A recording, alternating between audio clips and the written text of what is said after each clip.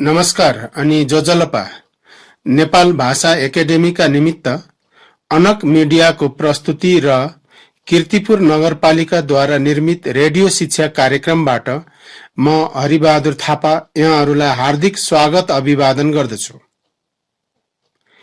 कीर्तिपुर नगरपालिका वडा नम्बर 6 स्थित आदिनाथ माध्यमिक विद्यालयको म गणित शिक्षक। आज म कक्षा 10 को अनिवार्य गणित विषय लिएर यहाँहरू समक्ष उपस्थित भएको छु। आज हामी कक्षा 10 को अनिवार्य गणितको एकाइ 13 मा रहेको त्रिभुज र चतुर्भुज भन्ने एकाइको बारेमा चर्चा गर्न गइरहेका छौं। र यस एकाइ अन्तर्गत सुरुमा हामीले केही ज्यामितीय आकृतिहरूको क्षेत्रफल निकाल्ने सूत्रको बारेमा चर्चा गर्नेछौं। सुरु गरौं त्रिभुजको क्षेत्रफल निकाल्ने सूत्रबाट। त्रिभुजको क्षेत्रफल बराबर हाफ बेस इन्टु हाइट। यस सम्बन्धी अरु पनि सूत्रहरू हुन्छन्। यहाँ हामी यही सूत्रलाई बढी प्रयोग गर्छौं। वर्गको क्षेत्रफल निकाल्नको निम्ति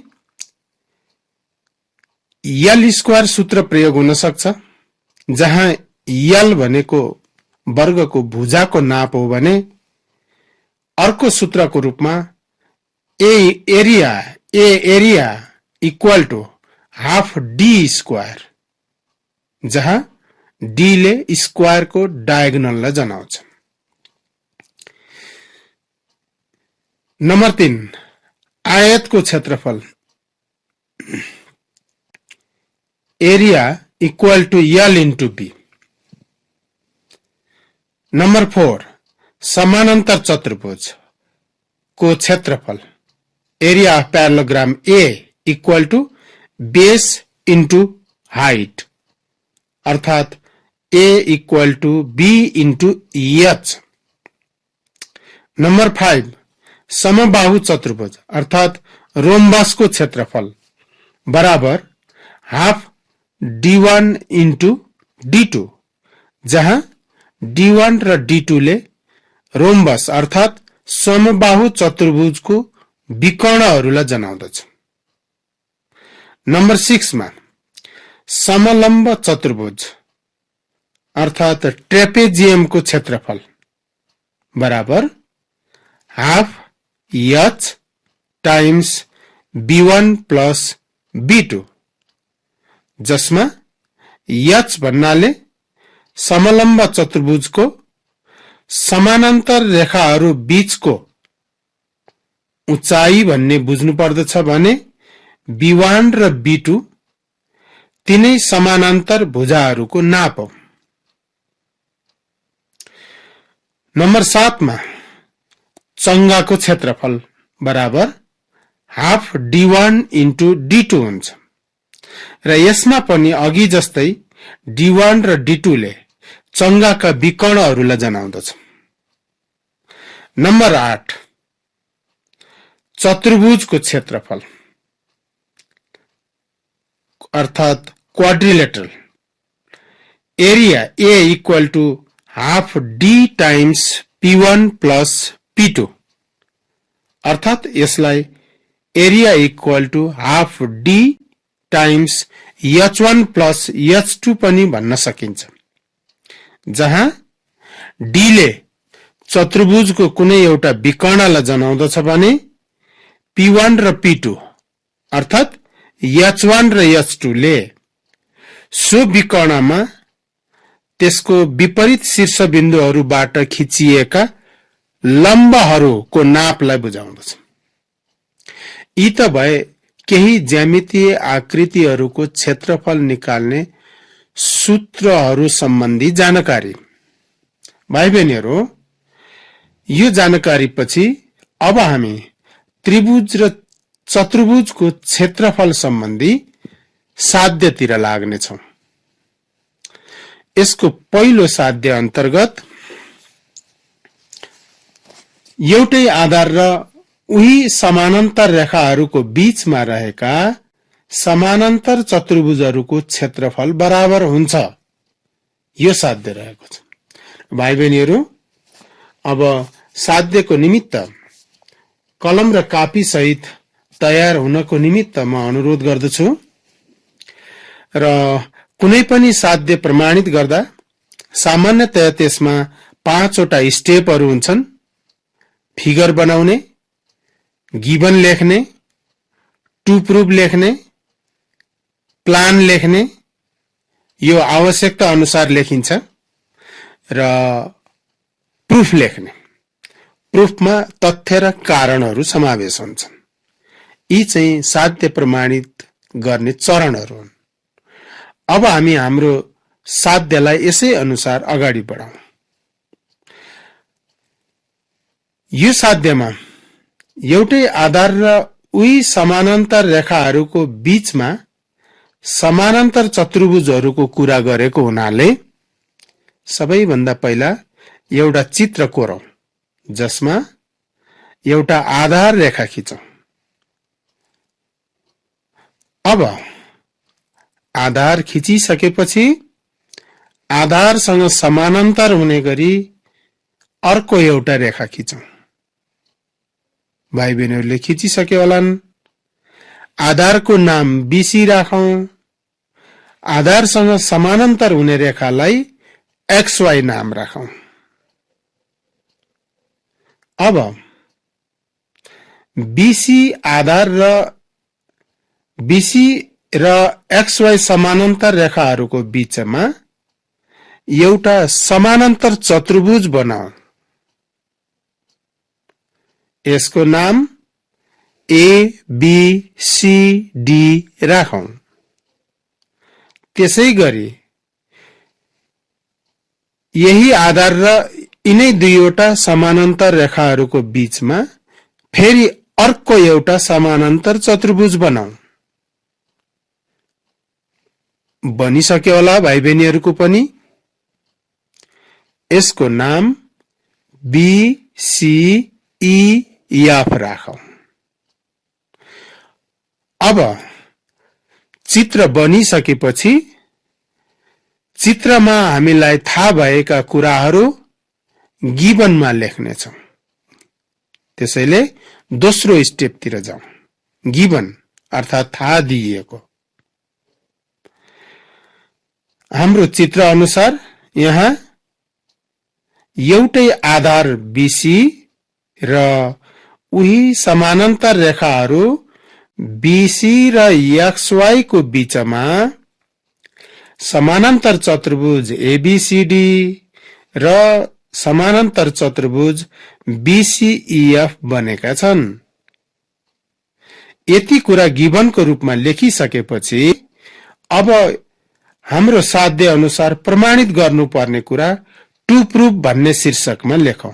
अर्थात् प्रमाणित गर्नुपर्ने भन्ने शीर्षकमा लेखौं। त साध्यले यहाँ बनेका समानान्तर चतुर्भुजहरूको क्षेत्रफल बराबर हुन्छ भनी प्रमाणित गर्न भनेको हुनाले हामी त्यही कुरालाई यसमा उल्लेख गर्नेछौं। अर्थात् समानान्तर चतुर्भुज ABCD को क्षेत्रफल बराबर समानान्तर चतुर्भुज BCEF को क्षेत्रफल लेखौं। फेरि एकचोटि रिपिट गरौं है।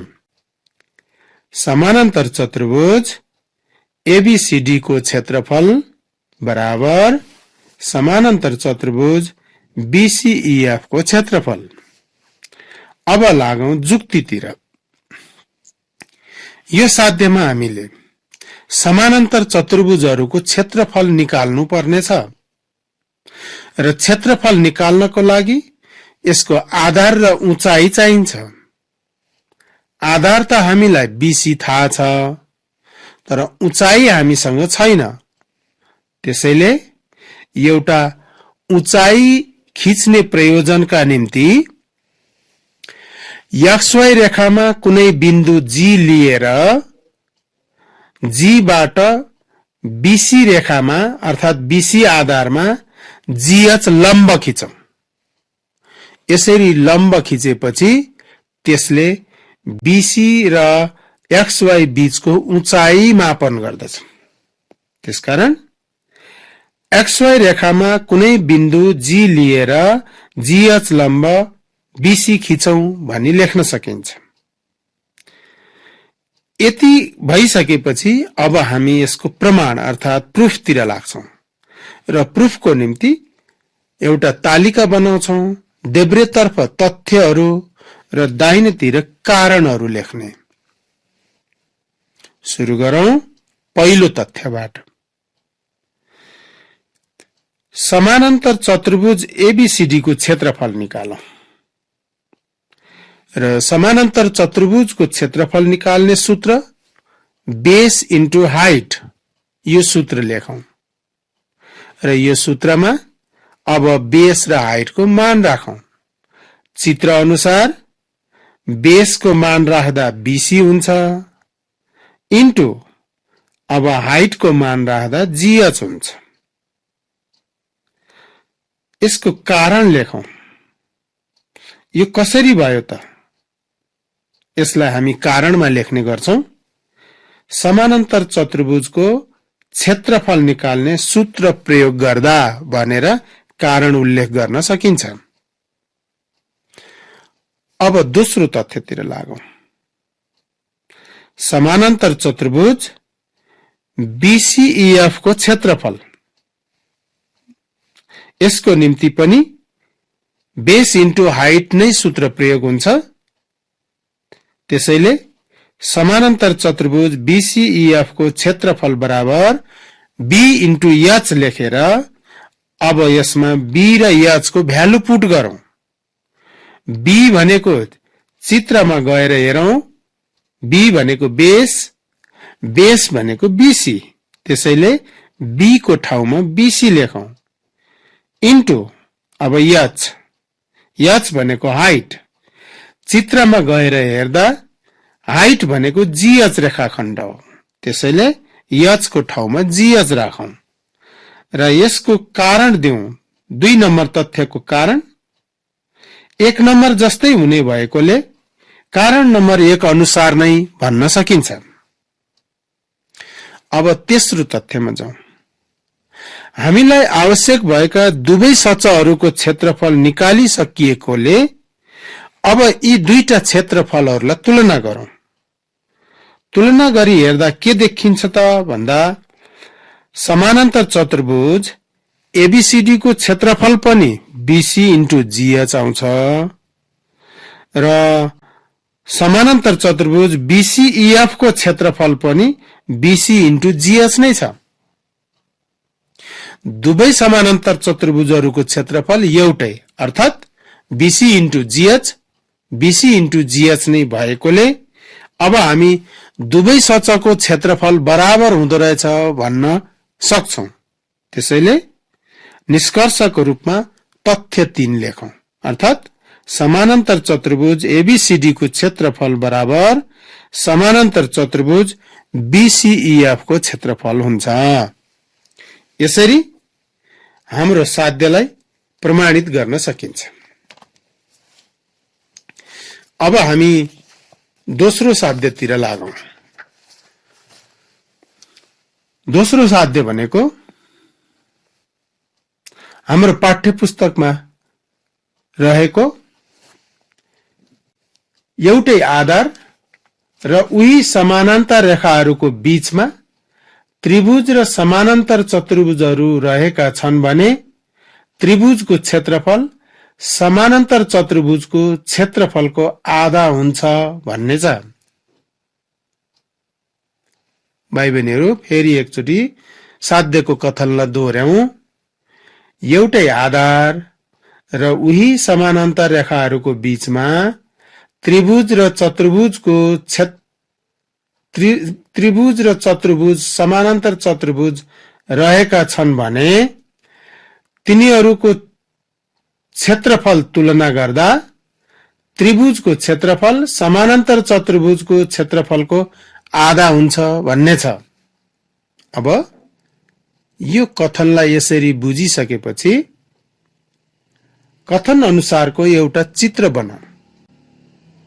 यसको निम्ति सबैभन्दा पहिला अघिल्लो साध्यमा जस्तै एउटा आधार रेखा खिचौं। यसको नाम BC राखौं। अब आधार BC सँग समानान्तर हुने कुनै रेखा XY खिचौं। XY रेखा तयार भइसकेको होला। अब हामी BC र XY को बीचमा एउटा समानान्तर चतुर्भुज कोर्नेछौं। यसको नाम ABCD राखौं। एउटा समानान्तर चतुर्भुज बनाएर यसको नाम ABCD राखौं। त्यसपछि यिनै दुईटा रेखाहरूको बीचमा अर्थात BC आधार र BC समानान्तर XY रेखाहरूको बीचमा एउटा त्रिभुज BCE खिचौं। यसरी चित्र खिचिसकेपछि अब हामी यसको थाहा दिएको कुराहरू लेखौं। थाहा दिएको कुराहरू लेख्दा चित्रमा हामीलाई के थाहा छ त्यसै अनुसार लेख्ने हो। यहाँ एउटा आधार BC र उही समानान्तर रेखाहरू BC र XY को बीचमा समानान्तर चतुर्भुज ABCD र त्रिभुज BCE बनेका छन्। यही कुरालाई थाहा दिएको शीर्षक अन्तर्गत उल्लेख गर्न सकिन्छ। अर्थात यिनै कुरालाई भाइ बहिनीहरूको आफ्नै मौलिक शैलीमा लेख्न पनि सकिन्छ। अब थाहा दिएको कुरा लेखिसकेपछि अब प्रमाणित गर्नुपर्ने अर्थात टु प्रुफतिर लागौं। यो साध्यमा त्रिभुजको क्षेत्रफल समानान्तर चतुर्भुजको क्षेत्रफलको आधा हुन्छ भनी प्रमाणित गर्नुपर्नेछ। त्यसैले चित्रमा त्रिभुज BCE छ, समानान्तर चतुर्भुज चाहिँ ABCD छ। त्यसकारणले टु प्रुफमा त्रिभुज BCE को क्षेत्रफल बराबर हाफ टाइम्स समानान्तर चतुर्भुज ABCD को क्षेत्रफल भनेर लेखौं। अब जुक्ति अर्थात रचना अर्थात प्लान, यसमा पनि उचाइको आवश्यकता पर्ने भएकोले अघिल्लो साध्यमा जस्तै XY रेखामा कुनै बिन्दु G लिएर BC आधारसम्म GH लम्ब खिचौं। यसरी लम्ब खिचिसकेपछि यसले उचाइको काम गर्दछ। अब यी शीर्षकहरू अन्तर्गतका काम पूरा भइसकेपछि अब प्रुफतिर लागौं। प्रुफमा हामी एउटा तालिका कोर्छौं। तालिकाको देब्रेतर्फ तथ्यहरू हुन्छन्, त्यसकारण माथि तथ्यहरू भनेर लेखौं। दाहिनेतर्फ कारणहरू उल्लेख गरिन्छन्, त्यही भएर दाहिनेतर्फ कारणहरू लेखौं। र अब पहिलो तथ्यबाट सुरु गरौं। पहिलो तथ्य त्रिभुजको क्षेत्रफलबाट सुरु गर्न सकिन्छ। त्रिभुज BCE को क्षेत्रफल बराबर हाफ बेस इन्टु हाइट भनिकन त्रिभुजको क्षेत्रफल निकाल्ने सूत्र लेखौं। अनि यसमा चित्रबाट मान राखौं। चित्र अनुसार बेसको मान BC हो, हाइटको मान GH हो। त्यसैले हाफको हाफ नै लेखिकन B अर्थात बेसको ठाउँमा BC इन्टु अनि H अर्थात हाइटको ठाउँमा GH लेखौं र यसको कारण दाहिनेतर्फ उल्लेख गरौं। यो कसरी भयो त भन्दा त्रिभुजको क्षेत्रफल निकाल्ने सूत्र लगाउँदा भनेर कारण लेख्न सकिन्छ। नम्बर 2, अब सचको क्षेत्रफल निकाल्नेतिर लागौं। हाम्रो सच ABCD हो। त्यसैले सच अर्थात समानान्तर चतुर्भुज एबीसीडी को क्षेत्रफल बराबर बेस इन्टु हाइट भनिकन यसको सूत्र लेखौं। अब बेसको ठाउँमा चित्र अनुसारको मान राखौं जुन बीसी हो। एच अर्थात हाइटको मान जीएच हो। अब यसको कारण दाहिनेतर्फ उल्लेख गरौं। बीसी इन्टु जीएच आएको कारण लेखौं। यो समानान्तर चतुर्भुजको क्षेत्रफल निकाल्ने सूत्र लगाएर आएको हुनाले समानान्तर चतुर्भुजको क्षेत्रफल निकाल्ने सूत्र लगाउँदा भनेर कारण लेख्न सकिन्छ। यसरी तथ्य 1 र 2 अनि कारण 1 र 2 पूरा गरिसकेपछि अब तेस्रो तथ्यमा जाउँ। त्यसको निम्ति अब पहिलो दुईटा तथ्यलाई तुलना गरौं। यहाँ त्रिभुज बीसीई को क्षेत्रफल हाफ बीसी इन्टु जीएच आएको छ र समानान्तर चतुर्भुज एबीसीडी को क्षेत्रफल बीसी इन्टु जीएच आएको छ। यी दुईटा क्षेत्रफललाई तुलना गर्यौं भने स्वाभाविक रूपले त्रिभुज बीसीई को क्षेत्रफल समानान्तर चतुर्भुज एबीसीडी को क्षेत्रफलको आधा भएको देख्न सकिन्छ। त्यही कुरालाई तेस्रो तथ्यमा उल्लेख गरौं। त्रिभुज बीसीई को क्षेत्रफल बराबर हाफ टाइम्स सच एबीसीडी को क्षेत्रफल भनेर लेख्न सकिन्छ। यसको कारणको रूपमा दाहिनेतर्फ तथ्य 1 र 2 को आधारमा अर्थात तथ्य 1 र 2 लाई तुलना गर्दा यस्तो कारण उल्लेख गर्न सकिन्छ। यति गर्दा हाम्रो यो साध्य पनि प्रमाणित हुन्छ। अब हामी हाम्रो यस पाठमा रहेको तेस्रो साध्य जुन यस प्रकार छ।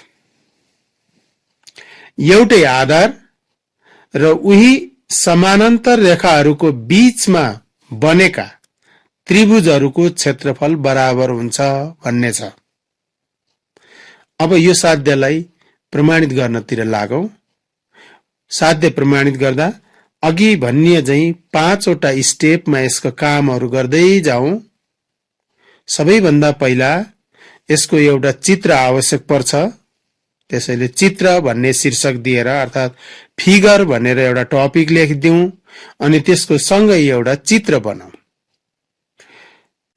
यो साध्य अनुसार एउटा आधार बीसी लिऊ अनि बीसी सँग समानान्तर हुने एउटा रेखा XY खिचौं अनि बीसी र XY को बीचमा दुईवटा त्रिभुजहरू बनाऊ। XY रेखामा जुनसुकै बिन्दुमा बनाउन सकिन्छ तर आधार चाहिँ बीसी नै हुनु पर्यो। यो अनुसार एउटा त्रिभुज BCX बनाऊ, अर्को त्रिभुज BCY बनाऊ। अब गिभनतिर लागौं। चित्र अनुसार थाहा भएका कुराहरू यो शीर्षकमा उल्लेख गरौं। एउटै आधार BC र उही समानान्तर रेखाहरू BC र XY को बीचमा त्रिभुज BCX र त्रिभुज BCY बनेका छन्। यो कुरालाई थाहा दिएको शीर्षकमा लेख्न सकिन्छ अथवा आफ्नै शैलीमा अन्य ढंगले पनि लेख्न सकिन्छ तर सार कुरा उही हुनु पर्यो। टु प्रुभ अर्थात प्रमाणित गर्नुपर्ने। प्रमाणित गर्नुपर्नेमा यी दुईटा त्रिभुजहरूको क्षेत्रफल बराबर देखाउनु छ। त्यसैले त्रिभुज BCX को क्षेत्रफल बराबर त्रिभुज BCY को क्षेत्रफल लेखौं। अब प्लानतिर लागौं। अघिल्ला दुईटा साध्यहरूमा जस्तै यसमा पनि उचाइको आवश्यकता पर्ने भएकोले XY रेखामा कुनै बिन्दु M लिएर आधार BC मा MN लम्ब BC खिचौं भनौं। अब प्रमाणतिर जाउँ। प्रुफ तालिका बनाऊ। बायाँतर्फ तथ्यहरू दायाँतर्फ कारणहरू उल्लेख गरौं। शीर्षक राखौं। यसको पहिलो तथ्यमा त्रिभुज BCX को क्षेत्रफल निकालौं। यो क्षेत्रफल हाफ बेस इन्टु हाइट भन्ने सूत्र प्रयोग गरेर निकाल्न सकिन्छ। जस अनुसार हाफको हाफ नै हुन्छ, बेस बीसी भयो, हाइट एमएन भयो। त्यही भएर बेसको भ्यालु बीसी राख्ने, हाइटको भ्यालु एमएन राख्ने। यसको कारण दाहिनेतर्फ उल्लेख गरौं।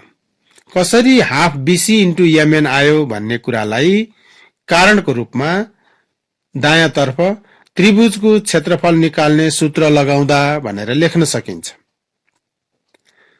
दोस्रो तथ्य उल्लेख गरौं। दोस्रो तथ्यमा अर्को त्रिभुजलाई ल्याउँ, अर्थात त्रिभुज बीसीवाई को क्षेत्रफल निकालौं।